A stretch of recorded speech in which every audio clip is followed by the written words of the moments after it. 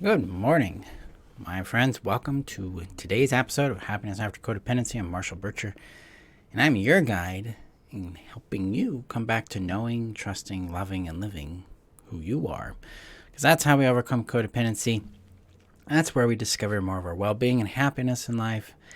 We discover the joy and the right we have to be ourselves, to take up space, to have relationships that work, that we enjoy, and to have purpose in our lives that fulfills us. So that's it. Good morning, guys. These intros are always a little fun for me, so I never really should know what to say sometimes, All right.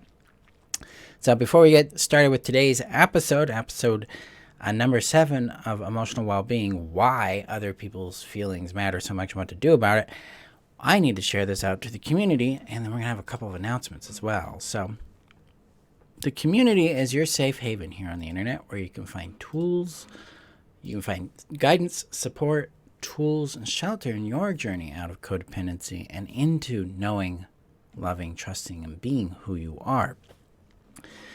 The link is above on Facebook, below on YouTube, and also check out the rules link that is there because the community is governed by a clear, strict set of rules that allows us to have a safe container in which to explore our world beyond codependency, receive support in the pain, and the tragedy we've been through, and also come to understand ourselves and relate with others in safer, healthier ways. So check that out to make sure that that is a good fit for you.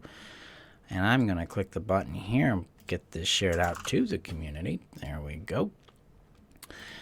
Also, if you're watching via YouTube, hit that subscribe button and welcome to today's episode. A few announcements up front. First, the relationship strategy enrollment opens this coming Monday. So February 14th, Valentine's Day, the relationship strategy becomes available to enroll in. There's 20 seats available for that. You can learn more about the relationship strategy with the link above on Facebook, below on YouTube, or on my website at freetheself.com. Basically, what we do in the relationship strategy is help you understand how to create relationships where you feel seen, loved, and valued by building relationships based on what's called the what, how, who model of compatibility, and then building them on the premise of consent and privilege. I'm going to teach you how to manage attachment anxiety, how to create communication that creates comprehension, and conflict that creates intimacy. And we mix all this together, and wham, you start getting relationships of any type that work for you. Good morning, Satori. Nice to see you. All right, so let's jump in here. So, yeah, again, if you want to learn more about that, links above on Facebook, below on YouTube, or it's on my website. So come and join us there. All right. Why other people's feelings matter so much and what to do about it. So, do my little adjusty thing, my little habit here, right? In codependency, we tend to be fixated externally. I call it external orientation. Other people call it other orientation. What this means is we gauge our sense of reality, our sense of safety, our sense of connection and identity by the other person's reactions to us, by the way they respond to the world around them, the way they respond to our feelings, our needs, our wants, our behaviors, our personality. This gives us what's called reflection or feedback, and then we internalize that as a sense of self. So all of us have 3 primary needs. I call them the 3 necessities. We need safety, we need identity, we need connection.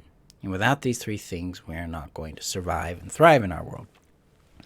Well, in codependency, these 3 necessities are hijacked by external orientation because we are in a biological reactive state to the other person. What's going on is that we do not feel safe. So the body cannot fight and cannot flee from this person. We're dependent on them, especially if it's our parents, or if we're a child at this stage, it's our parent, or we're in a abusive relationship with a peer, and we feel we cannot leave that, then we move into what's called a freeze-fawn loop. And that freeze-fawn loop means that I'm going to please and appease, and then I'm going to brace and wait. So please, appease, brace, and wait. That's what we're going to be doing over and over here. And we're doing that in order to try to regulate safety so that we can have a sense of value and identity and feel connected with this person. So these three necessities get hijacked by our freeze fawn loop, or this loop of trying to survive chaos, instability, attacks, the abuse, the harm, and the neglect. So it makes sense why this is happening, because your body's first priority is to keep you alive. And it does that by either trying to neutralize the threat by fighting it or escaping it, fawning or pleasing it, or freezing and playing dead. And since we can't escape and we can't fight, we freeze and we fawn because we think that's going to get us through it. And ultimately, it has succeeded. You're still here, and you survived it. Not necessarily been pleasant. It's certainly not been anything you earned or deserved or had to go through.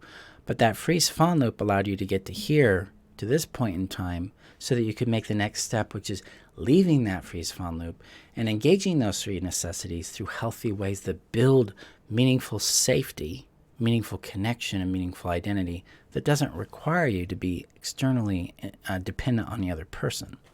So this comes down to why other people's feelings matter so much. If we're externally oriented, then our sense of identity and value is defined by the feeling state of the other person. So if they're happy with us, we're happy with us. Oh, I am lovable. I'm lovable when I am being loved. I have value. I am important now. I matter. This is why their feelings carry so much weight in our world, is because we, the codependent mind, thinks, oh, their feelings define me intrinsically. They also define my level of safety with that person, and they're a form of connection with them. So their feeling state impacts those three necessities deeply. And this is why we're often highly fixated on how the other person feels and thinks about us, because that's determining how safe we are, determining how valuable we are and who we are, and determining how much connection we have with them. So it's no wonder it can terrorize us. I remember 11, 12 years ago, I was dating someone I had a lot of strong feelings for, and I was in the middle of my deep codependency. And they were like, I'm going to write you an email. It's an innocuous statement. But that thing put me into a panic attack for 4 hours because I was terrified that this person's feelings and perspectives of me had changed, and that finally confirmed I wasn't a lovable, worthy person. Instead, that there was something intrinsically wrong and worthless about me. And all it was an email talking about something we discussed over the phone that was funny, and it was innocuous. When we have this high need for when we have this highly unmet need for reassurance, for being valued, for being seen and loved for who we are, it becomes very loud when we're attached to someone else and we're seeking that sense of value and safety, connection, identity through them. So what do we do about this? Because this is kind of one of those nuanced, messy things in codependency and moving into interdependency. Who's responsible for what? What matters here and there? How do I do this? First of all, the first thing I start my clients and students off with in this arena is that we want to own our emotions. Owning them means, okay, I am feeling this. This is mine. They are feeling that. That is theirs. The reason I start them off with this is so we can start to identify with our own emotions about their feelings. This is called individuation. We're starting to differentiate ourselves from them and internally start self-referencing what we feel about what they feel or what they say or what they do. This allows us to also reclaim our value from them. It allows us to open up to the idea of like, what if I have intrinsic worth and my job is to connect with that worth and then build awareness around it and get to know it rather than seeking it externally through other people. That's big work here. But this ownership component allows us to build an emotional boundary for ourselves and say, okay, their feelings about me are their feelings. That is not my work anymore. I respect that that is their yard and they're entitled to whatever they feel. Cool. Let that over there. And I get to access my feelings. Now, this particular stage of the journey, it is going to be a very messy thing because you're going to have big feelings about their feelings. You're going to have reactions within you that are the voice of the abandonment trauma and the neglect that you have endured. This is where we apply a practice called ALI. It stands for acknowledge, legitimize, and integrate. And this can take a long time, or this can happen in 3 seconds. It depends on the emotion. It depends on your capacity. It depends on your experience with the tool. But we take our time with it. So first step in that ALI, acknowledge. What am I acknowledging? Well, in this particular event, I am acknowledging what I feel like. Ooh, I am terrified that their upsetness with me, their feelings about me, make me worthless. Notice how I phrase it. I'm terrified that it makes me worthless. It's different than saying their feelings mean I'm worthless. This little twist, I'm going to mute that. There we go. This little twist in how I'm framing it allows you to have the flexibility to discover something else in the experience. Okay? I fear their feelings mean this. Well, that's the acknowledgement. I fear that their anger about me means I'm worthless or I'm a bad person. Okay. We acknowledge that. I let that take up some space in my awareness. This is what I am feeling. And then we move to legitimacy. And legitimacy means to make something real and valid to you. Say that again. Real and valid to you. Doesn't need to be real and valid to the other person, or that person over there, or the person in the past, or mom and dad. Has to become real and valid to you. Because when you start to see and trust in the legitimacy of what you feel, then you gain the power to care for it and allow it to be reshaped, allow it to be reconnected to, allow it to be known.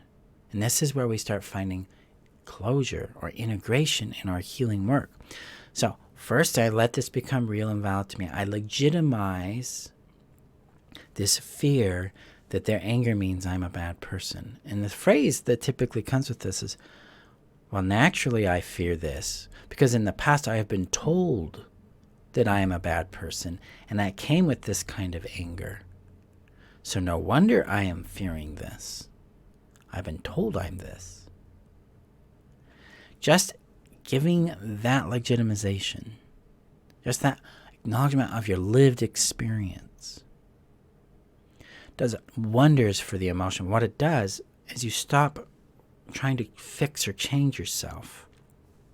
You start to get to know yourself, and suddenly you're on your own side. Because there's one thing we're all seeking, and that is a sense of validation. And what that means is I am valid, I'm legitimate, I am real to this other person. And the problem with seeking validation instead of reassurance, we'll talk about that more in a sec, validation is this external orientation that someone else's perspective of my experience of me, my things, makes it real. But without that, it isn't real. So this creates this unhealthy dependence on someone else's feedback to make something real and legitimate for ourselves. In reality, our work is to validate ourselves. That is to see the realness and validity, the legitimacy of our experience. Sorry about that. See if it's going to do any more of it today. But yeah, that's what we're going for, this legitimacy. We legitimize, we become our own ally. We stop gaslighting ourselves, we stop questioning ourselves, we stop doubting, and we start feeling into the power of our own lived experience. And that leads us to integration. Integration is the process of allowing the shifts that occur by acknowledging and legitimizing things to become more of our normal state of being. So, for instance, if my fear that their anger means I'm a bad person shifts to, okay, I'm fine with that, I'm at peace, then I allow that to integrate. I allow that to become more normal. And it's more of a passive process a lot of times for people, but there's a few things you can do to actively integrate something. You say, if I could, would I give this a little more permission to be my lived truth now?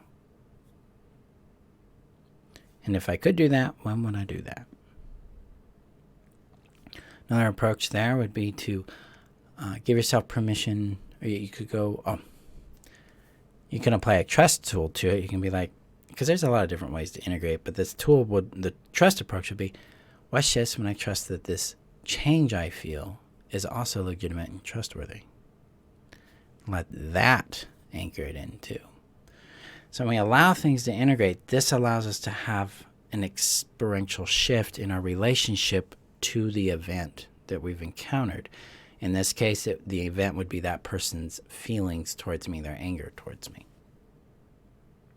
Now, they don't have to change. I don't have to change them. I don't even have to worry about what they think and feel so much.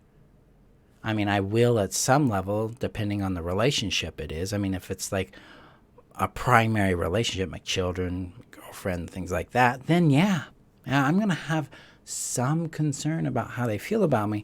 Not because they define me, though, but because I'm concerned about the impact I have on their world.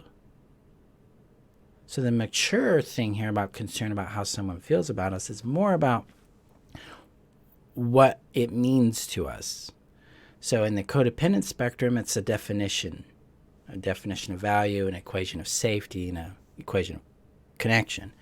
In the adult view, it's about impact. How have I impacted their world? Is it aligned with what my intent and my values are with that? If not, what do I need to change? So you can see how this changes here. Their feelings aren't defining me anymore. Their feelings are informing me about my impact in their world. That's where we're going here. That's what creates interdependency, is we're concerned about impact. Everyone in the relationship is concerned about the impact. They care about it. It matters to them. Not to the point where it's paralyzing, because we're not coming from a premise that all my feelings, wants, and needs harm someone. It's more like, okay, this has an impact. I want to know what that is so that I can respond to it in a caring, loving way. And in healthy relationships, largely the impact is going to be like, I like you. I like you in my life. I like the impact you create. Your needs and wants add to my life. Mind-blowing thing there for many of us is, wow, my needs and wants can add to someone's life. Yeah, they're a form of connection. They're a means of intimacy. They build safety. So needs and wants are very powerful that way. All right. So let's talk about that validation and reassurance in this component. So validation is seeking the legitimacy of self. All right. Am I real? What I'm going through, is it valid? Is it right? Is it accurate? Do I matter? Reassurance is there someone else that can understand my experience? Or am I alone in this? Reassurance is, am I seeing this right? Because this is how I'm seeing it. It's an ownership of the thing, and then inviting in feedback or reflection from trusted sources. Reassurance is to find out we're not alone, that we are in good company, that we might be seeing the thing accurately. Maybe there's some other perspectives to consider. But mostly it's to know that what we've gone through, what we feel, matters to someone else too. We need that. We need that reassurance. We are a social species. That interdependence provides more safety, more clarity, more reassurance to be redundant, but more care, shelter, protection there. But notice in this, and it's a subtle thing, in reassurance, I already own my lived experience. I am believing it. What I'm looking for is to find out if other people see it the same way. What I'm looking for is maybe a little adjustment in my own perspective, because I know I can be either sometimes flat out wrong, sometimes just a little incomplete in it. But I am not seeking someone else to define me in some way. I'm willing to stand the ground I have, but take in feedback from trusted sources. And trusted sources are people who've demonstrated they care about me, in order to understand myself and see that I belong, or that I am in belonging or connection with others. This is why feelings matter so much to us. For the codependent, it's about, am I safe with this person? Do I have value? Do I have connection? From adulthood, it's, what's the impact? Am I alone? Am I understood? So, whose feelings we value also matters. Because I'll tell you, from my experience, let me know in the comments below if this is you, everyone's feelings mattered at some point. It didn't matter if it was the dude on the corner selling lollipops. If he gave me a bad look, ooh. Yeah, I was highly externally oriented and very, very, I had no ground. I lived in a nebulous state of self. So my state of self, my sense of value and self was always morphing and shape-shifting according to the wind, and that wind was caused by people's reactions to me. So that is a pretty common thing. And so when we come back to orienting towards ourselves and starting to trust in the legitimacy of our own experience, it reduces this. We start to take more shape. We start to become more contained, more identified, more individual. From there, we can then establish connection of likeness and sameness with others. That's where we build a sense of community and belonging in our world. There you go, my friends. That is today's episode as to why feelings matter so much and what to do about it. Let's check the comments here. Satori says, oh my God, yes, Marshall. I've really seen myself shifting to this, feeling like everyone's feelings are mine to deal with. Yeah, they're not. The cool thing here is their feelings are in their yard. They're over here. And then I'm over here. And now I can connect with that. And I can connect with empathy, but without ownership. So what that means is I acknowledge that person A's feelings are X, Y, Z. And that's it. It's like, yeah, man, person A, I can see why you're feeling that way. That's rough. Oh, I can see how my behavior impacted you that way. I understand that. I'm sorry. I'll do something. What can I do differently next time? Notice there's no ownership of their emotions. There's no me regulating their feelings. They're an adult. That is their responsibility 100% of the time. My responsibility is my behavior. Our responsibility is the impact. And in this, our responsibility is their emotions, my behavior. And then I empathize. I, at least at a minimum, am responsible for acknowledging their experience. It's like, yeah, okay, I see where you're coming from. I may not agree with it, but that's not the point, because we're not going with a right and wrong. We're going with an understanding. And if we're going to build intimacy, connection, it's got to be based on understanding, not on I'm right, you're wrong. So connect to that. Okay, yeah, I see where you're coming from. What would be better for you? And then you can consent to that or not. Because you're not obligated to change anything if it doesn't work for you. Because there's a premise behind this based on two factors that I teach in the relationship strategy. The first factor is consent and privilege. Relationships are all based on consent, healthy ones are, and they're always a privilege. It means they're always something that is a gift we receive. And the second component and before I go to the second component, consent and privilege negates what's called entitlement and obligation, which is the common foundation we all come from in relationships. So we evolve out of entitlement and obligation into consent and privilege, then we can have really alive, aware, present relationships. And the second component is discovery over commitment. Because there's one thing we all do is we jump right into the middle and we want to be committed. Because we think commitment creates safety, connection, and secures our well-being in the relationship. But in reality, commitment blinds us to reality when we do it too fast, too soon. So what we do is we discover what's going on all the time. And so like in this conflict state where, they're feeling this thing and I empathize with it, but I don't own it. And then I ask, what could I do differently? And they're like, well, Marshall, you could do this or not do this at all. And that's not something I can actually do.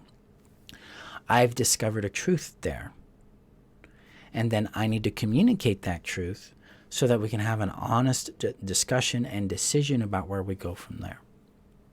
So that's the meta, the premise in which this is built on.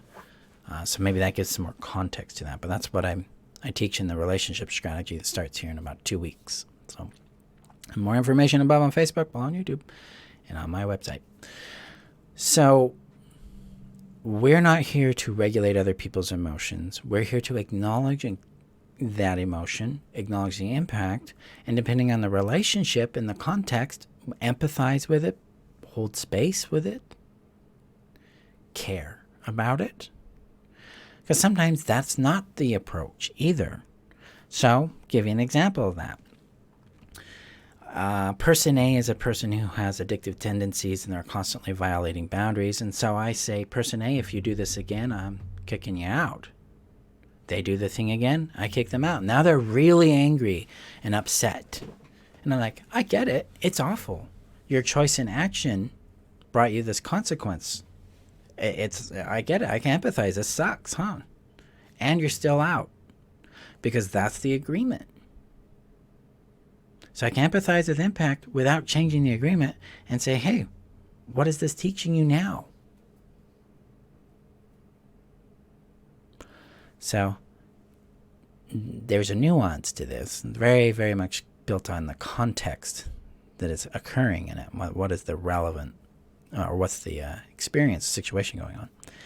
So yeah, like constant emotional regulation and stuff like that, that's my approach, because we're adults. Now, if I'm working with a child, my job, especially as a parent, is to help the child learn to regulate, and we co-regulate that way. Now, in relationships, we're also co-regulating. Part of the co-regulation is my acknowledgement of their lived experience and the willingness to hold space with that.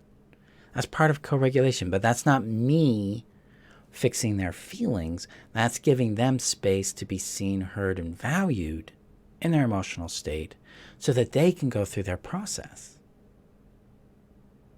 And I would hope they would do the same with me. Now, in my relationships and friendships, that is a rather constant thing. That's something that's been normalized in my world finally. That took some work. But it's beautiful because when I bring something up, then it's cared about. And they bring something up, it's cared about. Because that's what matters. That's real emotional intimacy, is when we feel seen, loved, and valued in our emotional experience. So, okay. Correct. No longer a manager of everyone's experience, just your own. Correct. They're adults. They can manage their own, and you can empathize or at least at minimum acknowledge the impact and go from there. Crystal says, you're right. I got to connect with a friend who needed some comfort, and I rubbed their back and listened to her need, and then I could help her with, yeah, that's it. There's a codependent fantasy that says people need me or they can't do it themselves. It's kind of a grandiose thing that shows up in codependent thinking, especially with fixers. I was a professional fixer, so I definitely dealt with that one myself. When we neutralize that and we acknowledge that other people can do that for themselves, and that is their business if they do it themselves, because that's their yard, that's their lived experience, that's their right not to do it. And it's our right to say, no, I'm not going to do that emotional labor for you. I'm not picking this up for you. That's the maturity there. That's the adulthood coming through. You're welcome, John. So, there we go, guys. Why emotions matter, why their feelings matter so much. For the codependent, it's about a sense of safety, identity, and connection. And for adulthood, it's about importance of impact. It's about reassurance, and it's about belonging. So there you go. Thank you guys for showing up for today's episode. I appreciate you. If you're listening via podcast, say hi. Hit me up via email. Go to my website and contact me there. If you're watching via YouTube, hit that subscribe button. Let me know in the comments below. And if you're on Facebook, it's lovely to see you guys. Thank you for the comments today, for your presence and your time. Go gently with yourself. And I will see you guys in our next episode. Bye-bye.